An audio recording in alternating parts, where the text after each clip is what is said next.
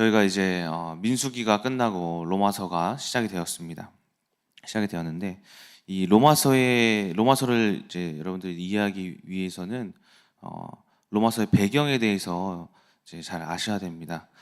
로마서는 이제 바울이 저자이지만은 로마서를 작성을 했는데 로마 교회가 수신자라고 목사님이 말씀을 해주셨죠, 월요일 날. 그런데 이제 바울은 로마에 단 한 번도 방문한 적이 없었어요. 방문한 적이 없었는데 어떻게 해서 이 로마서를 쓰게 되었나, 이 두 가지에 대해서 먼저 말씀드리도록 하겠습니다. 첫 번째가 뭐냐면은 바울이 이제 많은 1차, 2차, 3차 전도 여행 그리고 로마 전도 여행 이 네 4차 전도 여행을 하는 가운데 1차, 2차 때 어떤 마음이 있었냐면은 이 복음을 유럽의 끝까지 내가 전하겠다라는 그런 마음이 있었어요. 그래서 이 유럽 끝을 어디로 세웠냐면은 서바나가 어디냐면은 지금의 스페인입니다. 스페인.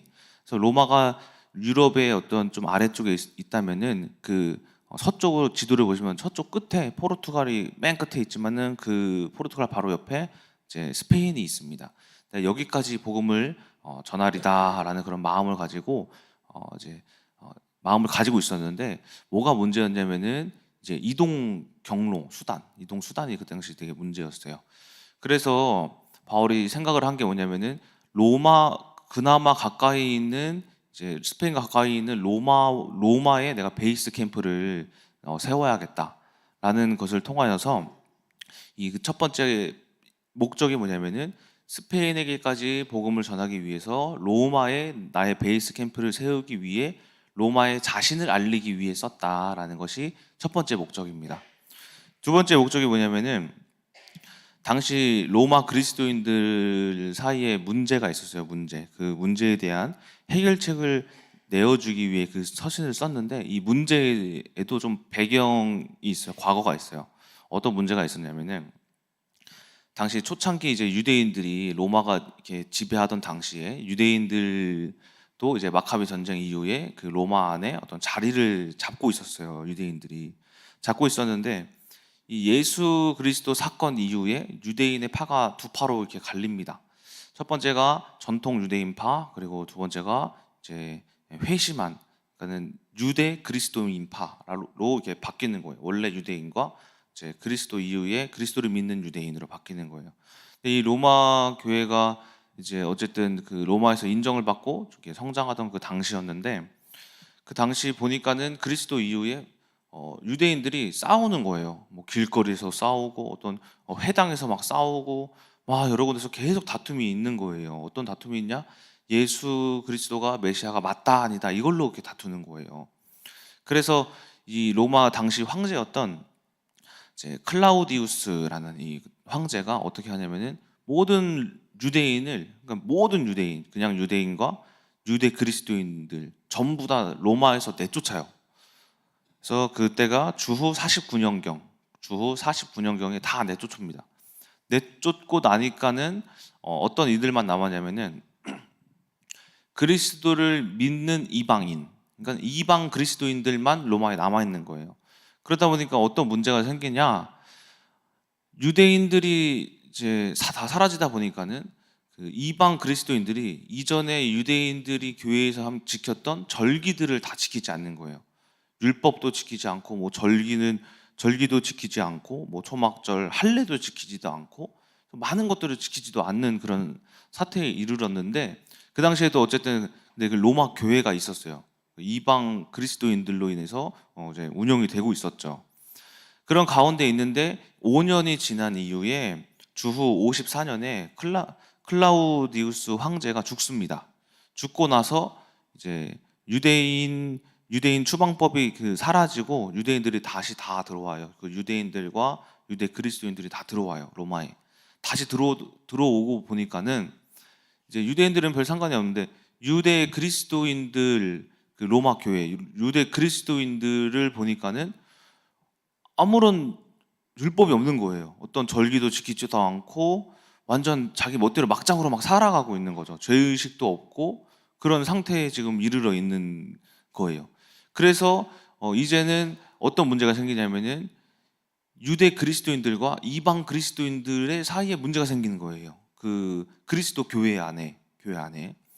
그래서 바울이 그 두 번째 목적이 뭐냐면 그 문제를 해결하기 위해서 썼다라는 거예요.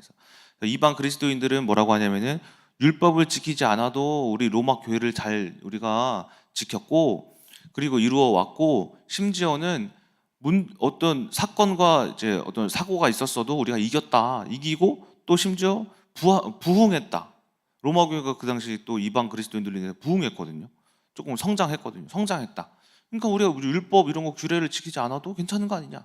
유대 그리스도인들은 아니다. 그래도 우리가 이 이전의 과거의 일들을 보면은 하나님의 율법과 규례를 지키지 않으면은 저주를 받았다. 뭐 이걸로 막 이렇게 싸우는 그 가운데에 바울이 이제 로마서를 이렇게 쓰면서 해결책을 내어주기 위해서 썼다라는 것은 이 두 가지 목적, 자신을 알리고 이 로마 교회에 대한 문제를 해결하기 위해서 썼다라는 겁니다. 그래서 로마서를 여러분들이 자세히 이렇게 읽어보면은 뭐 율법 이런 거, 할례, 규례, 그리고 뭐 이방인, 뭐 유대인, 막 이런 것들이 많이 등장해요. 근데 바울은 유대인 편도 아니고 유대 그리스도인 편도 아니고 이방 그리스도인 편도 아닌 딱 중립, 예수 그리스도의 편으로서 뭘 하냐? 중재를 하는데 그 말씀이 이제 이런 대충 이런 말씀이에요. 우리가 율법이 필요하느냐? 근데 율법이 필요하지 않다. 율법은 죄를 만들어서 사람을 죽이는 것으로 작용한다. 하지만 그렇다고 해서 율법이 필요하느냐? 완전 버려야 하느냐? 그렇지 않다. 구원받은 자는 스스로 율법을 지키기 시작한다라는 것으로, 구원은 믿음으로 말미암아 시작하지만은 그 구원받은 믿음 가진 자는 율법을 지키더라라는 이런 율법과 어떤 믿음에 대한 어떤 방법에 대해서 중재하면서 로마서가 이렇게 진행이 돼요.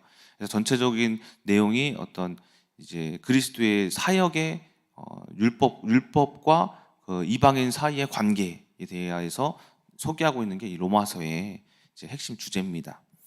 자, 제가 오늘 이런 말씀을 통하여서, 오늘 이런 본문의 말씀을 통하여서 볼 수 있는 것은 3장 22절입니다. 3장 22절 한번 제가 읽어드리도록 하겠습니다. 곧 예수 그리스도를 믿음으로 말미암아 모든 믿는 자에게 미치는 하나님의 의인이 차별이 없느니라라는 말씀이에요. 제가 오늘 오늘 말씀을 묵상하면서 무엇을 깨달았냐면은 차별하지 말자, 편견하지 말자. 이 로마 유대 그리스도인들과 또 이방 그리스도인들이 서로가 뭐 하는 거냐면은 차별을 한 거예요. 너 이방인이다. 그래서 그래, 이방인도 구원받을 수 있다. 유대인이면 다냐? 하면서 서로 편견을 가지고 차별을 가지며 다툼이 시작되었는데, 바울의 이 오늘 말씀에서의 중재함은 그리스도는 차별이 없다라는 그런 말씀을 이야기하고 있는 게 오늘 본문의 말씀의 핵심입니다. 그래서 저는 오늘 편견하지 말자, 차별하지 말자라는 말씀을 나눌 텐데, 제목으로 편견이란 뭘까요? 편견은 한자어로 치우칠 편, 그리고 볼견해서 한쪽으로 치우치게 되어서 보다라는 뜻을 가지고 있고, 또는 공정하지 못하고 한쪽으로 치우쳐진 생각이라고 합니다. 그러니까는 내 생각이 옳다, 뭐 내 경험이 옳다, 내가 가지고 있는 것 가지고 사람을 판단하는 거죠. 이 사람은 이렇다, 저 사람은 저렇다라고 판단하는 게 그것이 편견이라고 합니다. 어떤 사람이 이런 말을 했어요. 한 사람의 편견, 그러니까 저 한 사람의 만약에 편견은 의견이 되지만, 이 많은 사람의 편견은 뭐가 되냐면은 차별이 된다라고 합니다. 차별. 그러니까 제가 누구를 편견하면은 입장일 수도 있겠지만은, 많은 백인들이 어떤 편견을 가지고 있어요? 흑인은 노예다. 그걸로 인해서 흑인이 어떻게 돼요? 흑인이 어떻게 됐어요? 예전에 노예가 됐죠, 실제로. 이러한 편견은 곧 차별이 되더라라는 거예요. 그래서 편견으로 인한 차별은 뭐를 행사하냐면은 폭력을 행사한다. 그래서 편견 가진 사람들이 틀렸음에 이 사람을 낮게 보고 결국에는 차별이 되어서 폭력을 휘두르는 행위가 나타나기도 한다라고 이야기를 합니다. 그래서 이제 미국의 사회심리학자인 고든 울포드도 이런 편견에 대해서 이렇게 얘기를 했어요. 충분한 근거도 없이 사람을 나쁘게 보는 생각. 편견은 근거 없이 사람을 그냥 나쁘게 보는 생각이래요. 근거가 없대요. 그러니까 즉 상대방의 어떤 외모나 말투나 이제 피부 색깔 이런 걸로 편견을 하고 차별을 한다라는 그런 악한 마음이다라고 이야기를 합니다. 편견에 대해서 또 다른 말로는 영국의 문학가가 뭐라고 이야기를 했냐면은 윌리엄 헤즐라트가 편견은 무지의 자식이다라고 해요. 편견은 무지의 자식. 무식한 것이 결국에는 자식을 낳는데 그게 편견이다라는 거예요. 편견. 프랑스의 화가였던 프랑스와 마리드 볼테르는 편견은 어리석은 사람의 이성이다라는 거예요. 프랑스의 철학자인 데니 디드로는 편견은 진실보다 무지에 가깝다라고 이야기도 했고, 미국의 신학자가 이런 말을 했어요. 트라이언 에드워즈가 편견에 사로잡힌 사람은 마귀에게 사로잡힌 사람이다. 편견은 진실을 볼 수 없도록 가리고 그것은 최악의 마귀의 행동이다라고 이야기를 합니다. 그러니까 편견 의식을 가진 사람은 흑암에게 속고 있는 것이다라고 지금 이야기를 하고 있는 거예요. 근데 저도 이런 편견을 가졌을 때가 있었어요. 언제냐면은 작년 중고등부 수련회 때 이런 한 사건이 있었는데, 어떤 사건이 있었냐면은 이제 자체적으로 작년부터 중고등부 수련회가 자체적으로 진행이 되기 시작했는데, 그때 어떤 편견을 가지고 있었냐면은 이 중고등부 수련회에 약간 좀 우리가 봤을 때에 좀 질이 안 좋은 우리 학생들을 조금 이제 좀 별로 안 왔으면 좋겠고, 이제 복음을 잘 믿는 학생들은, 좀 순종을 잘하는 학생들은 잘 와서 많이 깨달았으면 좋겠다, 이런 생각을 이렇게 하고 있었어요. 하고 있는 가운데 이제 중고등부 연합 수련회를 광고를 했어요. 예배 시간에 고등부 예배 시간에 우리 언제부터 언제까지 수련회를 시작합니다. 이제 다 오세요 했는데, 마음 한켠으로는 편견이 있었죠. 이 수련회가 하나님이 처음 하는 수련회인데 기뻐하셔야 되는데 이런 이상한 애들 많이 안 왔으면 좋겠고 진짜 그랬으면 좋겠다, 이런 마음을 가지고 있었어요. 그런데 카페에 가니까는 이제 어떤 친구들이 이런 이야기를 하는 거예요. 저는 몰래 들었어요. 저기 옆에 가서, 야, 너 누구야? 너 중고등부 수련회 갈 거냐? 그러니까 이제 좀 그런 이상한 무리예요. 좀 흡연하는 무리예요. 왜 안 간다? 왜 안 가냐? 가면 담배 못 필 거 아니야. 그래서 내가 그렇지, 못 피게 해야지. 애들 거룩하게 해야지. 그래? 그럼 나도 안 가. 너 왜 안 가? 그럼 엄마한테 혼나지 않아? 몰라. 그게 중요하냐? 담배를 못 피는데. 그래? 그 옆에 있는 친구, 그럼 나도 안 갈래. 나도 안 갈래. 이러는 거야. 근데 갑자기 기분이 나쁜 거예요. 안 가면은 좋긴 하겠지만은 진짜 다 안 간다니까 뭔가 이상하다. 그래도 좀 가면 좋을 것 같은데 하면서 집에 와서 생각을 해봤어요. 근데 내 마음속에 악한 영의 흐름이 거기까지 흘렀구나. 사실 잘 생각해 보니까는 복음은 누구에게 필요한 거예요? 잘하는 사람들? 아니요. 잘하는 사람들 또한 필요하겠지만은 오히려 들어야 하는 사람이 뭐야? 악한 사람들이 더 들어야 하는 게 그게 복음이라는 거예요. 변화가 있어야 될 사람들이 들어야 하는 게 바로 복음이었다라는 거예요. 제가 그 생각을 이렇게 하고, 편견을 가졌구나. 내가 하나님의 말씀에 하나님은 모든 이사야 55장의 말씀처럼 목마른 자도 오고 배고픈 자도 오고 다 하나님의 값없이 내가 다 너에게 먹고 마실 것을 주겠다 하셨는데 나는 그것을 성취하지 못하고 있었구나라는 거에 회개하고 그런 편견 의식을 없애고, 그 다음 주에 이제 광고를 했어요. 중고등부 수련회에 규칙이 생겼습니다. 뭐냐, 흡연하는 사람들 다 와라. 다 와서 말씀 들어라. 괜찮다. 대신에 두 가지만 지켜라. 하나가 뭐냐, 남들에게 물들이지 말아라. 두 번째가 뭐냐, 찬양하고 예배하는 시간에는 참아라. 그 시간이 2시간, 3시간 될 수도 있겠지만은 우리가 그때 꼭 참고 그리고 자유시간을 줄 테니까는 꼭 그때는 참고 우리가 다 같이 수련회에 참석하자 해서 했는데, 고등부 학생 거의 다 왔어요. 중등부 학생도 엄청 많이 와서 85명이가 그때 수련회에서 85명. 그때 제가 인원 체크를 했었거든요. 85명이 와서 하나님 말씀을 듣고, 지금은 어떻게 됐냐면은 제가 그때 그 사건 이후로 뭘 느끼냐면은 약간 제가 생각하기에 질 안 좋은 친구들을 조금 마음속으로 꺼려하는 걸 티를 내지 않았고 마음속에 가지고 있었는데, 그 마음이 싹 사라지면서 지금 제가 그 이전에 좀 악하게 생각했던 아이들이 지금 절반 이상이 고등부 찬양단을 하고 있어요. 찬양단. 그러니까 그때 은혜를 받고 좀 찬양단을 지금 헌신하기 시작한 거예요. 그 찬양단이 오히려 그 친구들 아니면 돌아가지가 않아요. 이렇게 하나님이 편견을 가졌더라면은 우리 고등부에 축복을 주지 않았을 텐데 편견이라는 것을 없애고 하나님의 일을 올바르게 기쁘게 받아들여 모든 아이들을 받아들이고 했을 때에 아이들이 인정해 주니까 편견을 없애고 인정해 주니까 그 아이들도 어떻게 되더라? 잘 저를 따르고 순종하게 되더라라는 겁니다. 그래서 이처럼 이런 편견이라는 것을 이런 악한 생각을 통하여서 이런 것들을 깨달은 적이 있어요. 그래서 저는 오늘 이 편견에 대해서 이제 두 가지 편견을 버려야 한다라고 생각을 합니다. 두 가지 편견. 첫 번째가 아까 말씀드렸던 사람에 대한 편견입니다. 사람에 대한 편견.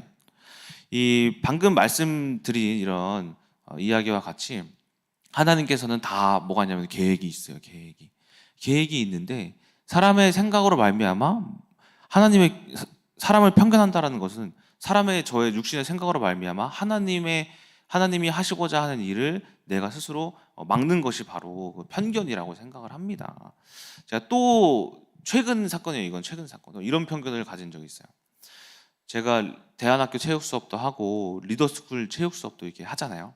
하는데 리더스쿨 체육 수업을 하는데 그 아이들 연령대가 되게 낮아요. 초등학교 뭐 3학년부터 있나 해서 중학교 1학년까지 있어요. 있는데 그 아이들이 엄청 힘들어요. 제가 하기에 너무 힘들어요. 말을 잘 안 들어요. 그래서 다 모여를 한 10번 해야지 그래야지 모이고 앉아 10번 해야지 앉고 줄 서 10번 해야지 줄 서요. 힘들어. 아이고 힘들어. 근데 어느 날 그러고 있는 가운데 이 김성령 전사님이 이제 전화가 온 거예요.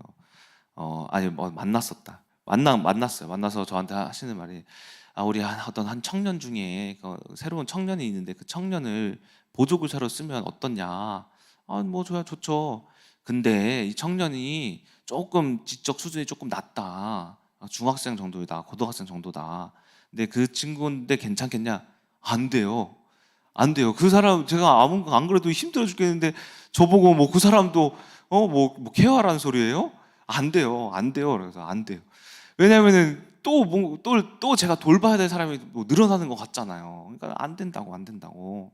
그래서 그 다음 주가 됐어요. 다음 주 되니까 김성준 선생님 전화가 오는 거예요. 그날 리더스쿨 체육 수업 한 10분 전인가 그랬어요. 그 청년 보냈으니까 잘 하세요. 딱 끊어버려. 아니 진짜 이 전도사님이 진짜 왜 그러시는 거야 진짜. 힘들어 죽겠는데 해서 알겠어요 하고 이게 알겠다고 하고 그 청년이 이렇게 왔어요. 왔더니만은 이제 막 인사도 이렇게 잘 이렇게 하고 저보다 나이가 많나 그래요. 많아요. 그래서 좀 불편하기도 마음속으로 좀 불편하기도 하고 해서 어쨌든 그날 하루 수업을 했어요. 근데 수업을 하는데 제가 잘하나 못하나 어쨌든 필요한 게 이렇게 수업하는 데 있어서 그날 좀 많이 뭘 이렇게 막 시켰어요. 뭐 매트 가져와라, 뭐 발차기 하는 거 뭐 잡아달라, 뭐 이렇게 해라, 간식 뭐 해라, 애들 뭐 이렇게 케어해라, 뭐 줄 세워라, 뭐 이런 걸 다 했어요. 근데 제가 생각한 것과 다르게 어떠냐면은 엄청 순종적이고 엄청 그래도 지적 수준이 낮다고 하지만은 뭐 또 그렇지 않아 보여요. 또 되게 순종적이고 일도 잘하고 그러니까 아들도 잘 돌보고 막 이렇게 자기 멋대로 하는 게 없고 다 저를 통해서 하고 그걸 봤을 때 오히려 제가 한 것과는 다르게 도움이 많이 되는 거예요. 많이. 근데 제가 그날 그렇게 수업이 끝나고 회개했어요. 하나님 죄송합니다. 이렇게 순종적이고 잘하는 사람을 붙여주시려고 했었는데 내 육신의 생각으로 말미암아 오히려 되려 스스로 계속해서 힘든 그 환경을 하나님이 아시고 보내셨는데 천사를 보내셨는데 몰랐군요. 죄송합니다. 회개를 했어요. 이게 바로 사람에 대한 편견을 가졌을 때의 결과다라는 거예요. 편견을 가졌을 때 만약에 싫습니다, 안 합니다 하면 계속해서 아마 저 혼자 힘들었을 거예요. 막 이렇게. 그런데 하나님께서 사람을 보내주심으로써 심지어 순종도 더 잘하는 사람을 보내주심으로써 오히려 체육 수업을 활동하는데 하나님이 저 힘듦을 아시고 천사를 보내주신 것이 하나님의 뜻이었구나라는 것입니다. 이처럼 이런 이 인간의 육신의 어떤 편견으로 말미암아 하나님의 하실 일을 우리가 지금 방해하고 있다라는 거예요. 그래서 사람에 대한 편견을 함부로 우리가 판단하지 말자라는 것입니다. 또 한 편견이 있었죠. 뭐냐? 저의 인생 중에 이제 엄청난 편견이 있어요. 뭐냐? 박재성 지사님 편견. 저기요, 박재성 지사님. 박정희 목사님 우리 저희 집에 살고 있는데 어떤 편견이 있었냐면 이 사람이 이 인간이 좀 집에 좀 갔으면 좋겠다 막 이런 편견, 이 사람 때문에 내가 불편하다 이런 편견, 그렇죠? 도움이 안 된다 뭐 이런 편견. 근데 제가 어떻게 결혼했어요? 박대성 집사님 통해 결혼했어요. 저의 생명의 은인이에요, 은인. 물론 하나님이 하셨겠지만은 나중에 편견이 없어짐으로써 제가 결혼하게 된 계기가 박재성 집사님을 통해서 결혼을 했단 말이에요. 자세한 사건은 제가 많이 말씀드렸죠. 그래서 이처럼 우리가 분명 이 사람을 붙여주신 이유에는 모든 것들이 다 이유가 있고 하나님의 계획이 있는데, 우리가 그 사람이 뭐 내가 살아온 환경과 다르고 생각한 것과 아무리 외적인 모습이 달라도 하나님께서는 뭘 하신다? 그 사람을 통해서 하실 일이 있다라는 거예요. 그래서 우리가 사람에 대한 이런 편견을 버려야 한다라는 것입니다. 두 번째는 뭐냐면 삶에 대한 편견을 버려라. 삶에 대한 편견. 많은 사람들이 자신의 삶에 대해서 어떤 편견을 가지고 있냐면은 내 삶은 쓰레기 같아. 글렀어. 나는 못해. 나는 실패자야. 루저야.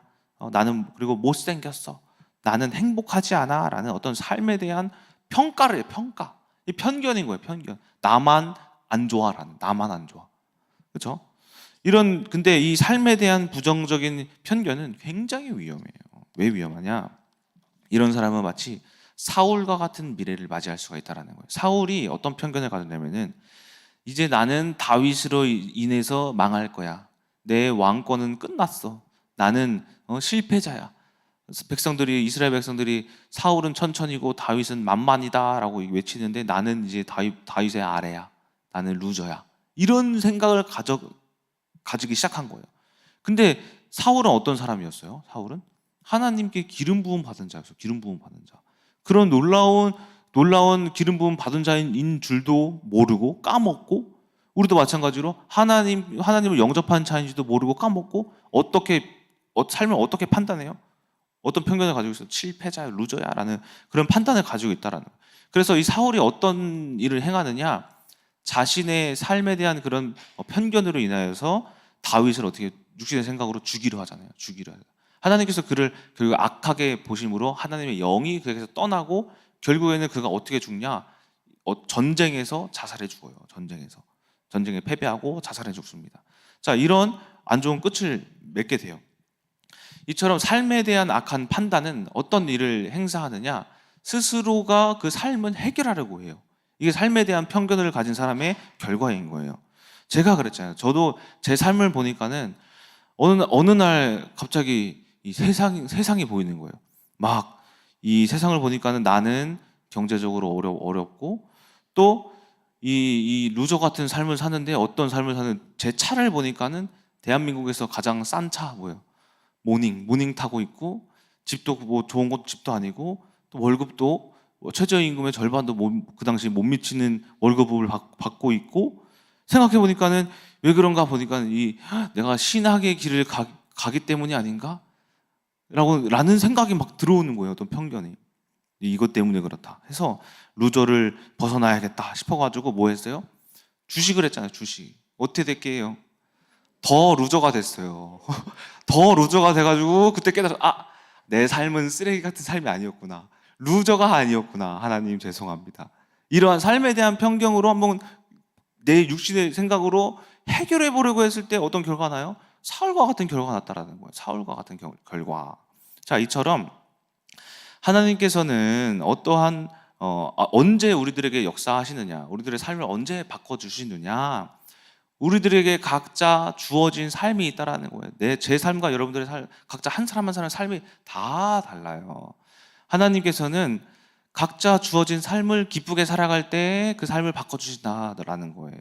하박국 3장 9절에 이런 말씀이 있어요. 주께서 활을 꺼내시고 화살을 바로 쏘셨나이다 라는 말씀이 있어요. 하박국 3장 9절. 주께서 활을 꺼내시고 화살을 바로 쏘셨다. 이 무슨 말씀이냐? 여러분들이 각자 처한 이 환경, 어떤 문제, 사건, 사고, 이 모든 것들이 틀리지 않았다라는 거예요. 잘못되어진 게 전혀 없다라는 거예요. 하나님이 그 삶은 뭐냐? 하나님이 직접 쏘신 삶이라는 거예요. 그 삶 자체가 절대 틀림이 없다라는 거예요. 그래서 이 여러분들의 삶은 뭐냐면은 그 주어진 삶은 가장 여러분들에게 합당하고 마땅하고 틀림이 없는 삶을 살아가고 있다라는 거예요. 하나님은 그 여러분들의 삶 가운데 여러분들에게 보여주실 여러분들의 하나님이 계시고 하나님이 계획하신 여러분들에게 계획하신 하나님의 능력이 분명 그 삶 가운데 다 각자 다 다르게 있는데 그것을 세상에 돈이 없으니까 틀렸어. 나는 아내가 이상해. 남편이 이상해. 자녀가 이상해. 내 삶은 틀렸어. 라는 그 생각이 결국에는 이 편견을 가진 내가 망하는 생각으로 하는 사망의 길로 이끌고 가는 생각이다라는 거예요. 자, 이 삶에서 아무리 힘든 환경이지만은 그 자기의 삶을 인정하고 살았던 한 인물이 있어요. 누구냐? 바로 요셉이에요. 요셉은 보니까 그는 가장 하나님께 주어진 삶을 가장 잘 살아온 인물이라고 볼 수가 있어요. 왜요? 요셉은 애굽의 노예가 되어도 그 노예에 순종했어요. 그 주어진 것에 그대로 순종하며 살았을 때에 그 집을 형통케 하시고 그 집에 그 주인 다음으로 재산까지 관리하는 높은 자리까지 올라왔어요. 근데 결국에는 어떻게 됐어요? 또 흑암이 넘어뜨리려고 해서 보디발 장군 아내가 유혹을 해서 어디를 들어갔냐면 감옥 들어갔잖아요. 감옥에 가서도 난 끝났어 실패자야 하지 않고 뭐라고 해요? 자신이 꾼 꿈을 그대로 간직하면서 그 감옥 안에서도 살아오니까는 오히려 그 감옥 또한 관리하는 관리직이 됐어요. 그 주어진 삶을 기쁘게 살아온 거예요. 그러니까 그가 또 어떻게 됐어요? 결국에는 그 일로 말미암아 총리까지 되는 자기가 이 성경에 많은 인물들이 있겠지만은 저는 이 요셉이 자기에게 주어진 환경에 가장 합당하게 맞게 불평하지 않고 살아온 인물 중에 하나다라고 볼 수가 있다라는 겁니다. 자, 이처럼 우리가 각자 주어진 삶을 편견하지 않고 판단하지 않고 이제 가장 기쁘게 살아갈 수 있는 방법이 뭡니까? 하나님이 우리들에게 주신 마음이 뭡니까? 데살로니가전서 5장에 이런 말씀이 있잖아요. 축복된 삶을 살아가는 방법. 내가 어떠한 환경에 있어도 항상 기뻐하라. 쉬지 말고 기도하라. 범사에 감사하라. 이는 그리스도 예수 안에서 너희를 향하신 하나님의 뜻이니라 라는 말씀이 있잖아요. 이와 같이 우리가 주어진 삶을 불평하지 않고 이 문제와 사건을 통하여서 가장 하나님께서 나에게 합당하신 일을 행하실 것이다 라는 마음을 통하여서 기뻐하고 기도하고 감사하는 마음을 가지고 사는 것이 이것이 우리가 우리의 인생을 판단하지 않고 사는 삶이다라는 거예요. 편견을 가지지 않고. 결론입니다. 결론. 인간은 평생 이 두 눈을 가지고 이렇게 살면서 직접 볼 수 없는 것이 있다고 합니다. 뭐가 있을까요? 바로 자신의 뒤통수라고 해요. 뒤통수. 두 눈을 가지고 아무리 고개를 막 꺾어도 막 돌리고 막 뒤로 제껴도 절대 볼 수가 없는 게 바로 뭐예요? 뒤통수라고 해요. 뒤통수. 그렇죠? 근데 이 뒤통수를 볼 수 있는 방법이 있대요. 뭘까요? 그렇죠. 거울을 두 개를 앞에 하나 놓고 뒤에 하나 놨을 때, 내 뒤통수가 이렇게 생겼구나 하고 그제서야 볼 수 있대요. 이처럼 사람의 인생과 세상의 모든 문제와 사건 속에는 내 눈으로 볼 수 없는 영적인 것들이 있다라는 거예요. 영적인 것들이. 그것이 무엇이냐? 하나님께서 여러분들에게 향하신 계획인 거예요. 계획. 내가 아무리 육신의 눈을 가지고 아무리 보고 들어도 우리가 볼 수 없는 게 뭐냐? 영적인 눈을 가지지 않으면 도무지 볼 수가 없는 거예요. 내 자신의 뒤통수처럼 볼 수가 없는 거예요. 근데 이 세상에 숨겨져 있는 그 비밀, 천국 열쇠를 우리가 어떻게 볼 수 있냐? 거울, 즉 하나님을 통해서 볼 수가 있다라는 것입니다. 예수 그리스도를 통해서 볼 수가 있다라는 거예요. 그래서 요한복음 14장 6절에 어떤 말씀이 있습니까? 내가 곧 길이요 진리요 생명이니 나로 말미암지 않고는 아버지께로 올 자가 없느니라 라는 말씀이 있는 것처럼 그 거울이 바로 뭐다? 하나님의 말씀이다. 예수 그리스도다. 그 진리다. 그 진리를 통해서 이 사람을 통해서 내가 눈으로 보지만은 보이지 않는 영적인 것들을 하나님을 통해서 봤을 때에 편견이 사라지고 내 삶 또한 내 눈으로 봤을 때는 축복이 없고 다 망한 것 같고 그 미래가 없고 소망이 없는데 하나님을 통해서 봤을 때 어떻게 된다? 영적인 것이 보여짐으로 하나님의 계획이 드러나더라라는 겁니다.